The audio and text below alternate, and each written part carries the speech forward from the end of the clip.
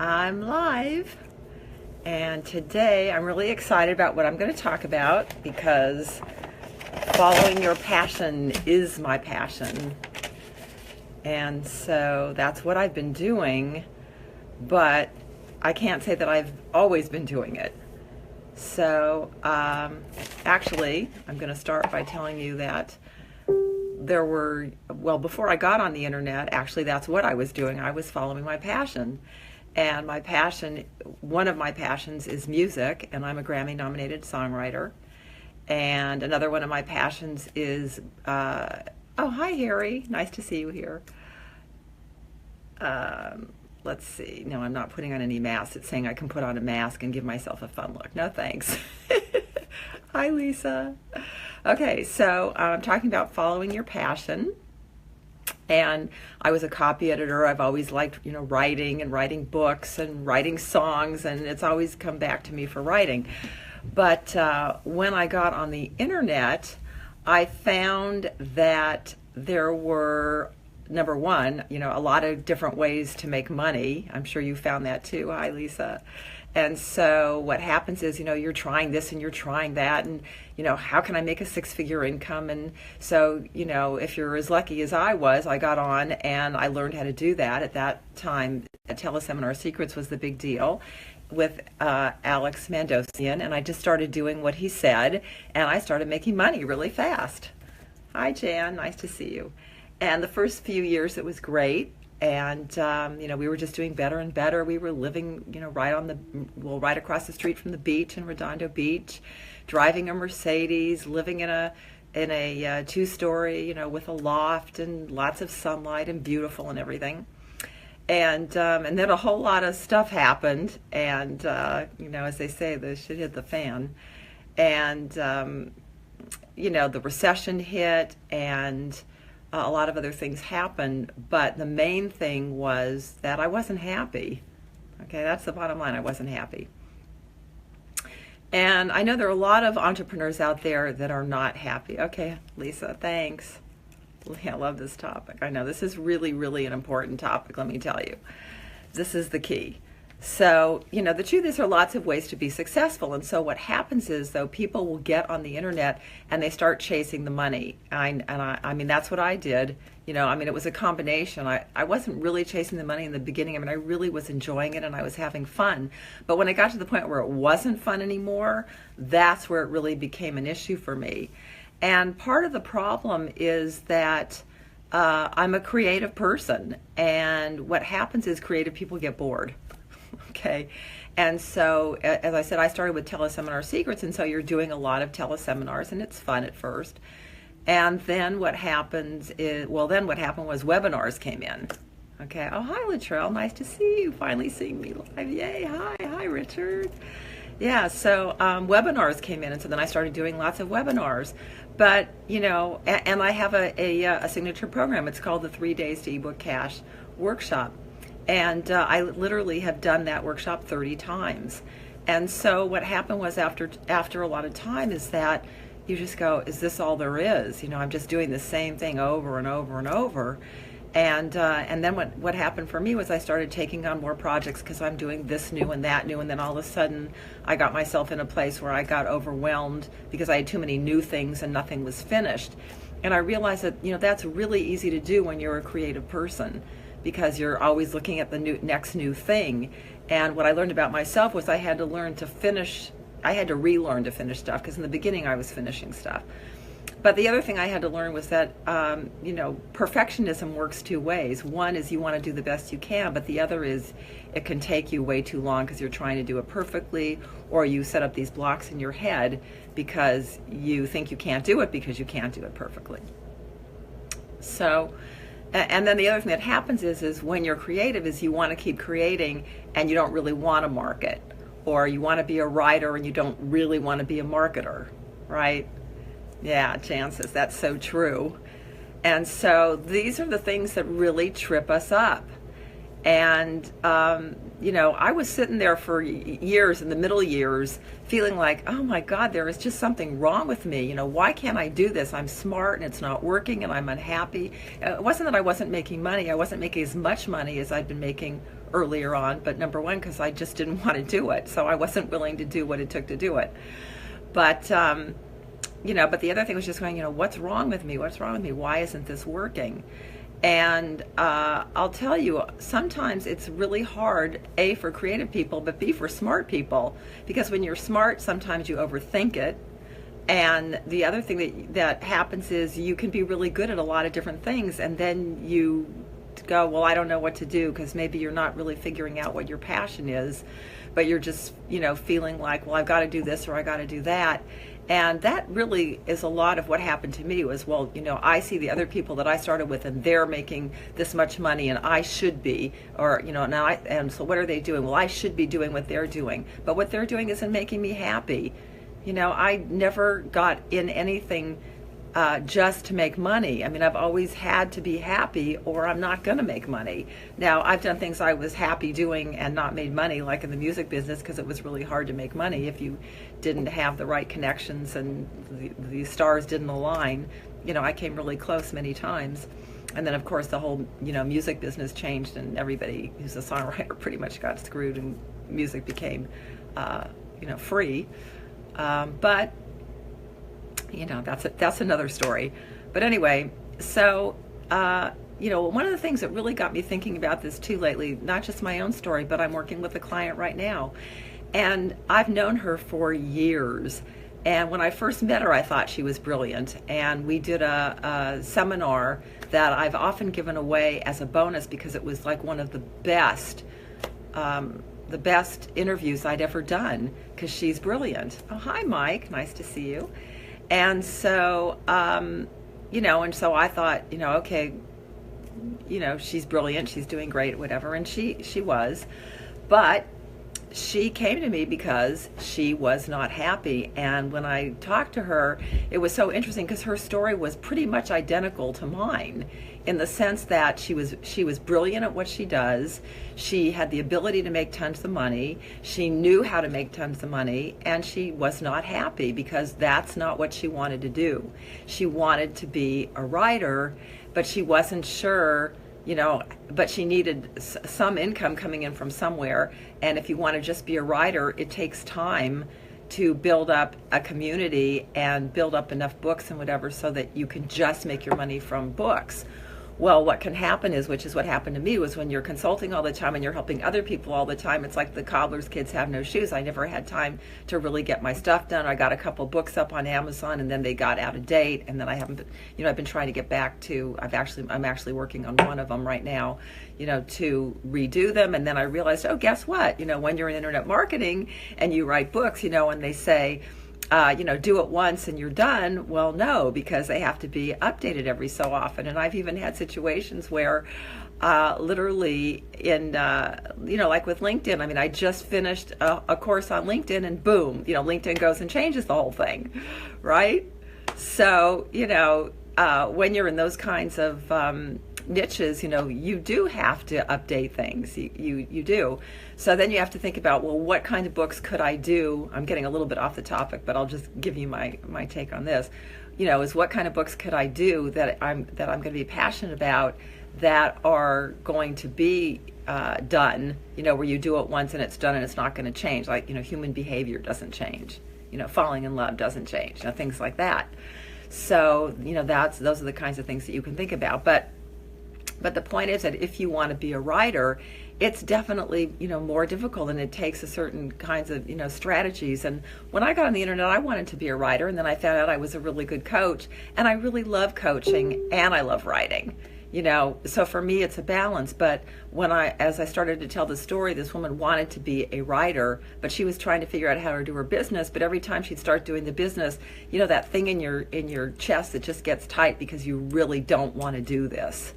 Okay, and I see that happen a lot with other things too, just with certain strategies, where you're doing a strategy and you're just hating doing it. And when that happens, you have to stop and say, okay, well, can I give this to somebody else to do because I really want the results of this, or am I just not willing to do this? So anyway, so I was talking to this woman, and so we were talking about different ways that she could set up her business. And as we were talking, she said to me that there was one thing that she really loved doing, and that people, when they heard or saw what she was doing, loved that from her as well. And I said, well, there you go. Okay, here's something that you love doing that you can use to grow the business side of your business so that you have more time to do your writing. And she was like, oh, you're right. It was like a bell went off. It was like it hadn't occurred to her that she could take that thing that she was really good at, that people really loved. And I don't want to say, because I don't want to, I don't want to out her or anything. But, but that's the thing. So I'll just use, myself as an example. I mean, I really love interviewing people. Okay. And so, as a matter of fact, early on, I did a few big telesummits before everybody was doing them. This was like 2005, 2006, 2007. But anyway, and I do love interviews. So, but like I said, with her thing, hers was something different. And what was really cool about it actually was that nobody else that I see is really doing what she does really well. So I said, well, that's even better, because now, it makes you unique. It makes you different. And so, but it was amazing to me that it never occurred to her to start at that point where there was something she was really passionate about that she could do. And that's one of the things that happens, and I have to tell you, this definitely happened to me, where you're doing one thing and another, and you're trying all these different internet marketing things because you're trying to find something that excites you, when sometimes it's right in front of you. I mean, like I said, when I got on, I loved writing. I wanted to write books, but then all of a sudden I wasn't writing books because I was chasing all these other things. And what the hell am I doing? My thing is writing books. I should write more books, or if I want to interview, do more interviews, So it's the same thing for you. So what I want to say is, well, first of all, what I want to say is stop comparing yourself to other people. Okay? Stop with the shoulds. I know I had lots of shoulds. I should be doing this. I should be doing that. Even things like I should be getting up early. Oh my God, all successful people get up early, the 7 habits of highly successful people. No, it's not true. I mean, one of the things that I had to do was, I listened to lots of people who were more successful than I was. And guess what? I heard some of them say, I'm a night person. One woman was saying she just had a baby, and somebody was saying to her, what's your best advice to people? And the best advice was sleep in. I was like, oh my God, yes, that's me, because I'm a night person. I'm not a morning person, never will be. I mean, look at me at noon. I'm still like, I wake up at like, 5, 6 in the afternoon. I'm half kidding, but, so it depends whether I slept or not. So that's one thing I've been working on, is getting myself to sleep through the night. I've had 3 nights with a full night's sleep, so I'm very excited about that. But, so, it's everything. You got to take care of yourself and all that. But you're going to want to do that more when you're happier, right? So, anyway, so stop with the shoulds. Stop thinking there's only one way to do it. Stop looking for the magic bullet. And here's the thing. Look inside. Okay, I know other people have said this, but maybe, you just haven't heard it the right way till now. Hopefully today you're going to get it from me. So what I want you to do, and here's the key, is to really, stop looking outside, look inside. Okay, oh, I love that. Happy faces and thank you. And hearts, yummy. And so what I want you to do is look inside. What I want you to do is write down 5 things that you love to do. 5 things that you love to do. And then look at, okay, is there a way that I can make money from these 5 things that I love to do? And, it can be a combination of maybe some of the things are things that you want to use for marketing. Some of the things are the things that you want to use for products, for programs, whatever. But focus on the things that you love to do. And yeah, sometimes it is harder, okay? And sometimes you do have to, if you're a writer especially, maybe you do have to write and you do have to coach, or you do have to write and you do have to have some kind of other income. And that's okay, but again, even if you're going to do that on the business side, figure out what you love to do. That will fit into that you can use that for, okay? And so, if it's blogging, great, blog. If it's affiliate marketing, do affiliate marketing. If it's, giving webinars, do webinars. Whatever it is that you enjoy doing. Okay, and there's got to be 5. There's so much that you can do. There's got to be, and let's say there's not 5. Let's say there's only 2. Well, you only need 1, to start. Okay, so at least find 1 and start there. And so that's really where you can get it to where you have a business that you love and makes you happy. And then of course it's also mindset. If you're having to do something to make money, you have to get to peace with yourself. You have to get to a point where you can say, I'm okay with this because I'm only going to do this for this amount of time until that happens. I'm only going to do this until I get 10 books up, or I'm only going to do this until, my mastermind takes off. My mastermind partner, Betsy Hall, and I do masterminds together, and we have so much fun doing them. And, we're doing one right now. And just last week, we had 2 people just have these huge breakthroughs. And we do 3-month blitzes, and this was just the first month. And, they're already making huge strides in their business, and it's we're so excited for them. So, we love doing that. And she loves doing it so much that she's doing some other masterminds. I don't know if she's doing them by herself or with other people. But all of a sudden one day she figured out, wow, this is what I really love to do. And sometimes you just have to do things until you can figure out what it is you really love to do. Okay, so, one of the things that I love to say is if you're in a room and it's pitch black and you want to turn the light on, you want the light to go on, and you stand there and just go, please light, please, please, please go on, it's not going to go on. Unless I guess you're telepathic or whatever. But usually what happens is you've got to get up and walk over there and turn on the light. And so sometimes it's like that. I've worked with people over the years where they're just sitting there waiting for that aha moment. And a lot of times that aha moment isn't going to come until you take action. It's not like you can just visualize it and then make it happen. Now, some people can because they know in their heart what it is they want. But if you're not sure, or if you have a lot of passions, or if you have a lot of skills, that was the thing that was hard for my client, was she was good at so many things. And that for a long time was my problem. It's there are a lot of things I could do, but I couldn't wrap my head around the fact that just because I'm good at it, if I'm not happy and I don't want to do it, why do it? So that's the thing, so you want to make sure that, if you don't know what to do, that you just do something. Because when you do something, one of 2 things happens. Either you do it and you love it and you want to do more of it, or you do it and you don't love it, and the lesson is that you didn't love that, let's try something else. So sometimes you do have to search, but I find a lot of times that when I work with people, what happens is I just let them talk, and in their talking I can pull out a direction for them to go in that they can't necessarily see. And that was what happened last week with my client, which was, she's really good at this thing, but she couldn't see that was where she should start, because that was her, something she was comfortable and happy to do. So that's really it. That's really what I wanted to say.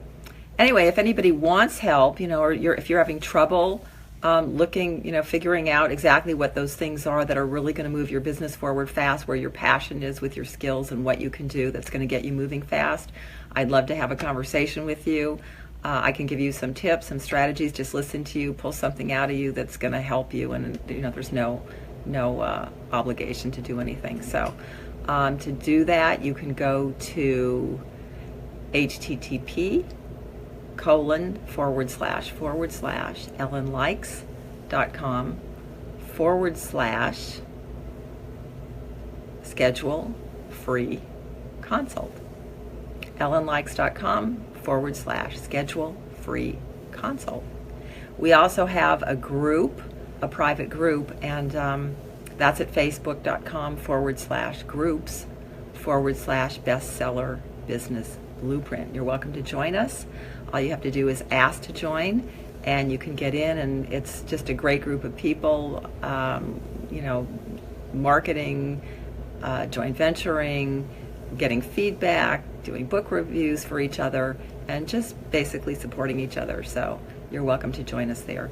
Thanks for joining us, and I'll see you next time. Bye-bye.